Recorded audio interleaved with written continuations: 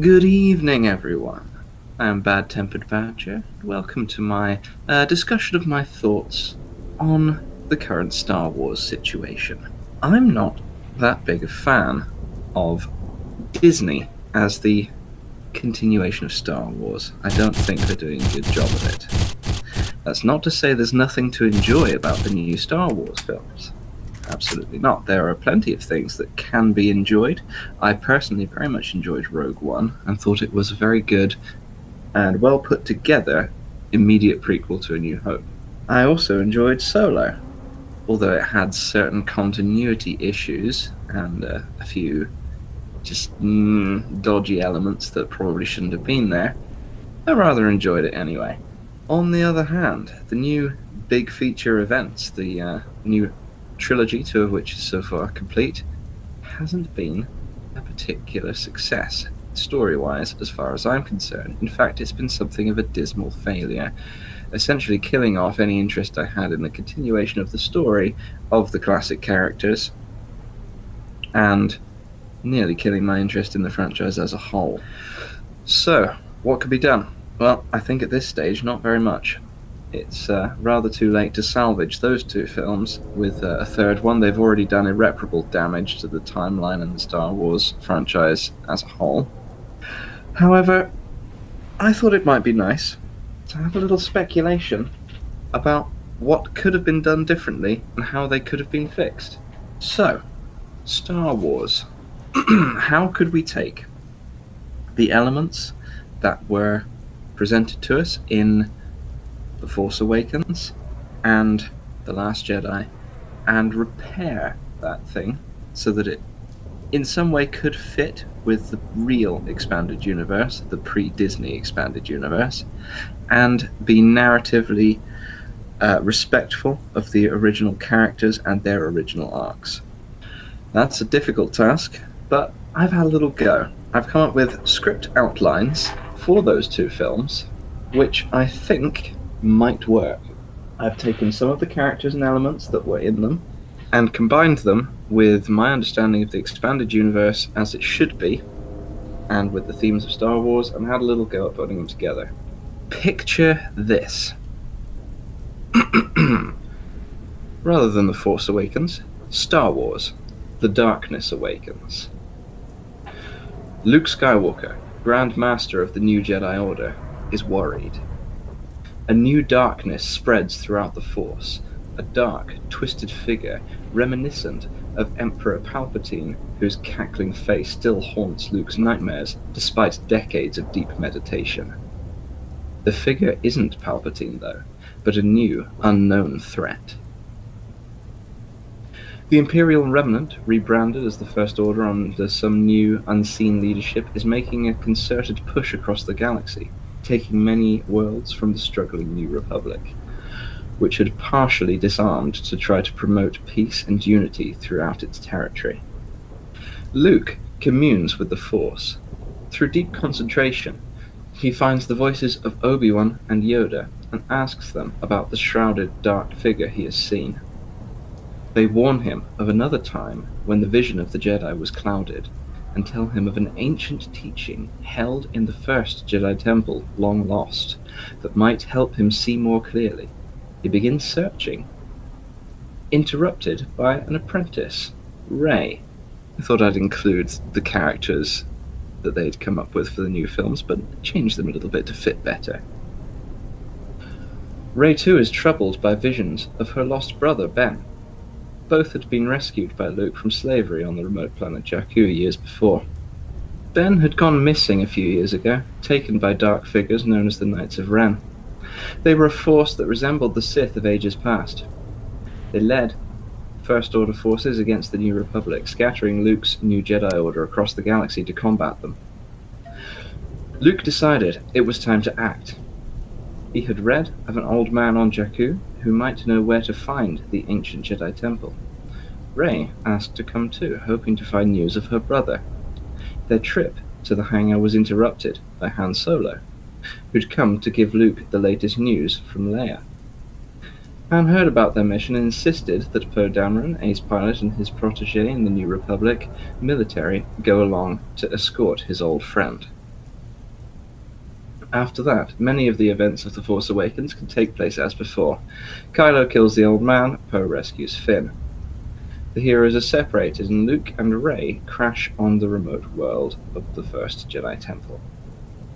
They both learn from the caretakers about the tree, take time to read the books, learn how to penetrate the Dark Shroud, and learn a little of Snoke, the new leader of the First Order.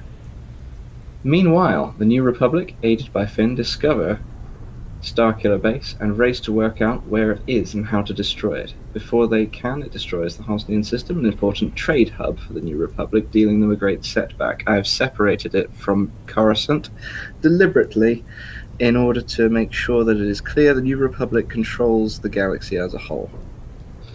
Luke and Rey are rescued by Han and Chewie from the island and rejoin the Republic forces for their attack on Starkiller Base. The battle goes mostly as in The Force Awakens, with Luke's New Order using battle meditation to help the fleet.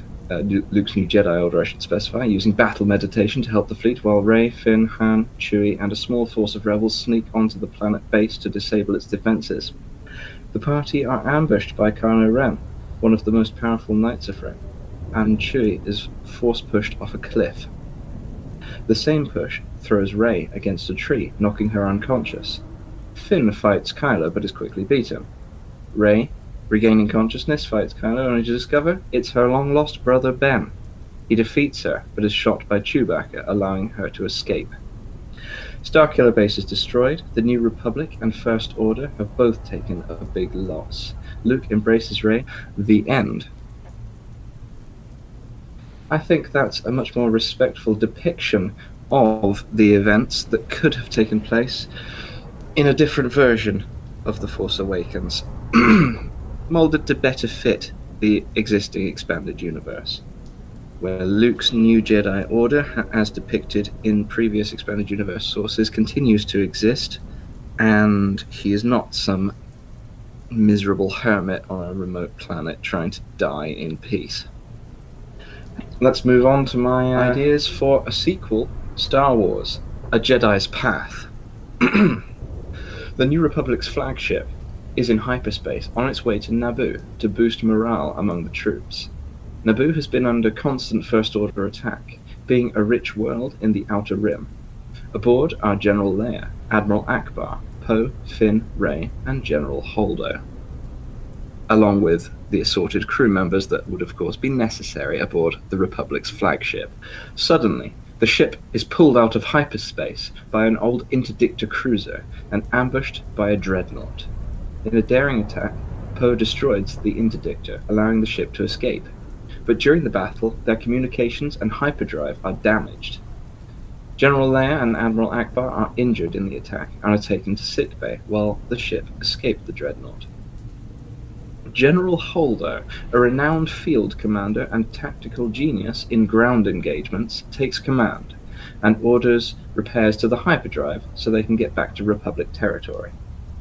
Suddenly, the dreadnought appears, having tracked them through hyperspace.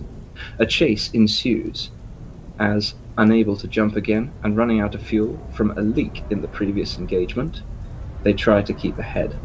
General Holdo comes up with a plan, and everyone follows her, amazed by her genius tactics.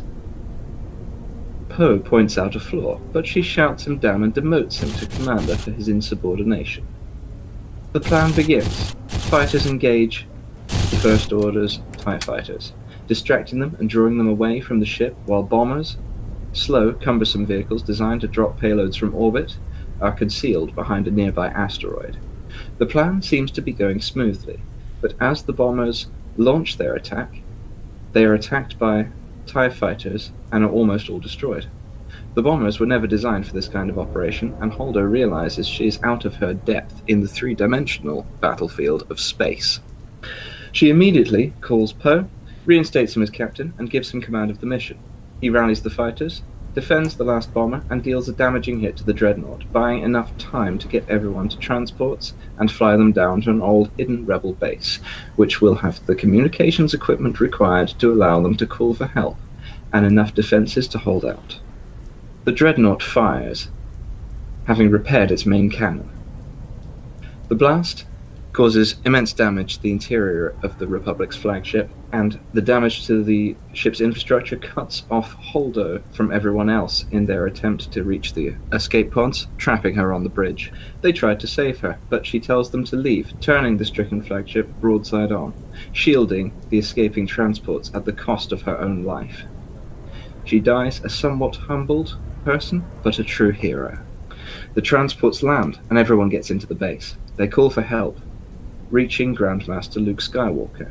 He scrambles the only two available ships, the Millennium Falcon and the Tantive 10, which are several hours away. They activate the base's shield, protecting them from bombardment from orbit and forcing the First Order to engage them on the ground. Insert epic defensive battle scene here. Finally, when all hope seems lost, Luke, Chewbacca, Republic Rescue Forces arrive. Luke jumps down and joins Rey in the trenches, where she has been valiantly deflecting incoming fire with her lightsaber. A dark presence sweeps the field as a black ship lands. Kylo Ren, followed by Snoke himself, emerge. Luke tells everyone to run. The Republic's forces retreat back inside the base. Rey engages Ren, and Luke, Snoke. The battle is epic. Luke's force abilities are an equal but opposite match for Snoke's.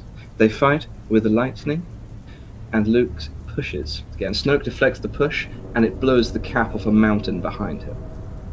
They try to enter each other's minds, and we briefly see a mass of dark shadow almost engulf a ball of light before it is forced back.